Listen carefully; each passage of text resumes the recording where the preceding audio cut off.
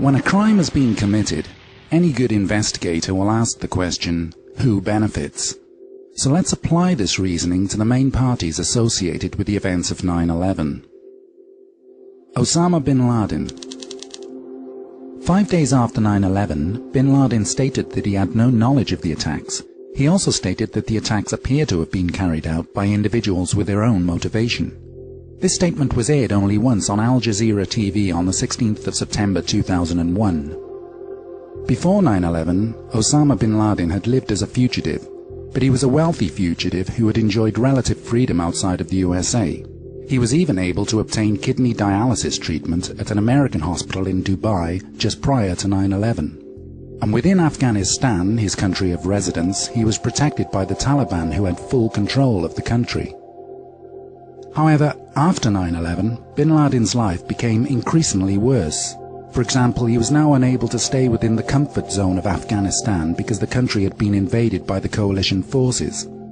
Bin Laden was also unable to freely visit other countries for hospital treatment because those countries would risk being accused of harboring a wanted terrorist. He would therefore have to spend even more of his money on protection, plus his future options would be extremely limited in terms of survival, finding a place to stay, finding the hospital treatment he needed, and planning future terror attacks. Numerous news reports from 2002 stated that bin Laden had in fact died. So when it comes to the question of who benefited from 9/11, on a scale of 0 to 10, Osama bin Laden scores 0. Al-Qaeda. Al-Qaeda was created by the CIA during the 1980s for the purpose of fighting off an attempted Russian invasion of Afghanistan. The CIA funded Al-Qaeda and supplied them with the weapons and intelligence they needed to ward off the Russian threat. When the Soviets withdrew from Afghanistan in the late 1980s, the CIA continued to fund Al-Qaeda, and many of its operatives were used as CIA assets. These operatives were used as double agents for use in anti-terrorism drills within the USA and for covert military operations. Since 9/11, Al-Qaeda would have found it almost impossible to carry out major terrorist attacks in countries like the USA. For example, the Patriot Act in the USA allows the government to spy on all phone and email communications. So life for any terrorist organization will have become immeasurably worse since 9/11. In addition to this, the invasion of Afghanistan and the loss of so many of Al-Qaeda's main operatives would have seriously disrupted and undermined Al-Qaeda's ability to function as a terror group in the future. So when it comes to the question of who benefited from 9/11, on a scale of 0 to 10, Al-Qaeda scores 0.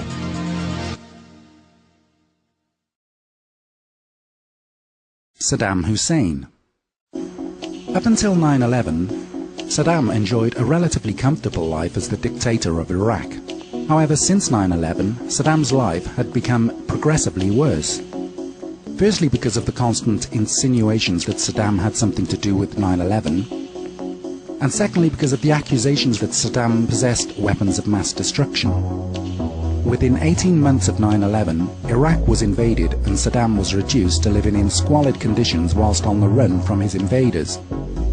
Shortly after the invasion of Iraq, Saddam was captured after he was found hiding in a small underground spider hole in a derelict house in Tikrit. He was held as a prisoner for 3 years before being tried and hanged. The Iraqi court found Saddam guilty of crimes that he committed during the 1980s. So when it comes to the question of who benefited from 9/11, on a scale of 0 to 10, Saddam Hussein scores less than 0. So, out of the 3 parties who've had the finger pointed at them by the Bush administration for complicity in the 9/11 attacks, none of them have benefited politically, financially, or strategically from what happened on 9/11. In fact, the exact opposite is the case.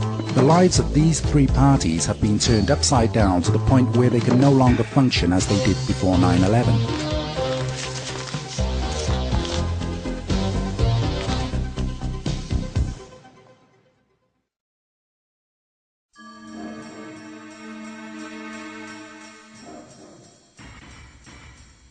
So who did benefit from 9/11?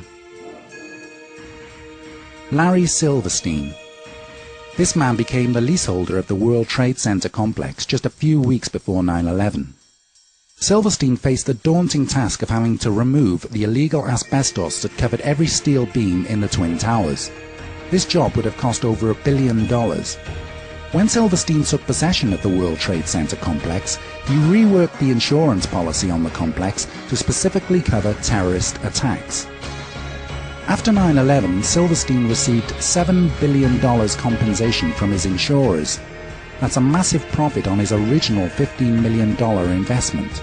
So when it comes to the question of who benefited from 9/11, on a scale of 0 to 10, Larry Silverstein scores 10.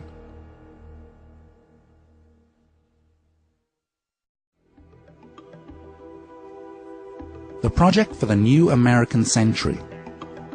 In September of 2000, these men produced a neocon manifesto called Project for the New American Century, or PNAC for short. This manifesto detailed their ambitions and intentions for America in the 21st century. It called for the transformation of America into tomorrow's dominant force through permanent military bases in the Middle East. It also wanted to establish America as a global constabulary, unchallenged by the UN and the rest of the world. It also called for regime change in countries like Iraq and Afghanistan. But it said that fulfilling these ambitions would be a long process unless there was a catastrophic and catalyzing event like a new Pearl Harbor. Within 12 months of producing the PNAC manifesto, the events of 9/11 took place, and the new neocon administration was able to carry out virtually every ambition called for in their PNAC manifesto. So when it comes to the question of who benefited from 9/11, on a scale of 0 to 10, the PNAC group scores 10. Dick Cheney. The current Vice President and former CEO of Halliburton still receives a multi-year deferred salary package from Halliburton, whose stock has increased considerably since the invasions of Afghanistan and Iraq. The arms industry. There is nothing better for the arms industry than a war. Since 9/11, billions of dollars worth of missiles and bombs have been used and have to be replaced, and President Bush is asking for and receiving additional defense funds. He is the man to spend those billions of dollars and give them to his friends and business partners, who in turn support his political career, not least with money. As part of the Carlyle Group, the Bush family have already gained huge profits from the company's manufacture of weapons and military bases since 9/11. So when it comes to the question of who benefited from 9/11, on a scale of 0 to 10, Bush, Cheney and the arms industry scores 10. US oil companies. Again, a business field where President Bush is involved. Over 60% of the world's oil fields happen to be in the Middle East. The current supply of oil used by the US, which is the world's biggest oil consumer, will be exceeded by demand within the next 10 years or so. Without gaining control of that 60% of oil in the Middle East, the US economy would soon collapse. So it is essential for America to gain control of those oil fields in the Middle East as soon as possible. Not just for its own use, but also to control the supply of that oil to other countries such as China, which will soon become the most powerful nation on earth. Since the 1980s, US oil interests have wanted to build an oil pipeline from the Caspian oil fields down through Afghanistan. They wanted to do this in order to control the supply of oil to countries such as China. However, the Taliban, who occupied Afghanistan at the time, refused to allow the US to build this pipeline. However, just one day after America installed its own government in Afghanistan, the contract was signed to construct the pipeline they desperately wanted. So when it comes to the question of who benefited from 9/11, on a scale of 0 to 10, the American oil companies scored 10. The US government. The terrorist attacks on 9/11 gave the US government the excuse to further pursue its goal of a new world order by means of war. The Patriot Act allows the government to spy on the communications of every citizen. It also allows the sampling of DNA of any person convicted of any crime of violence.